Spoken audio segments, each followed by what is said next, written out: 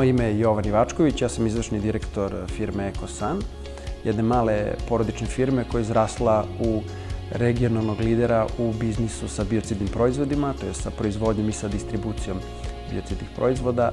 Danas radimo sa velikim globalnim igračima kao što su Syngenta, Novartis, Elanco i slično, a dobar deo tog uspeha moram da pripišem i kontroli poslovne školi u kojoj sam naučio da neke poslovne principe iz velikog sveta primenim u lokalnoj praksi. Ja sam kontroli alumni.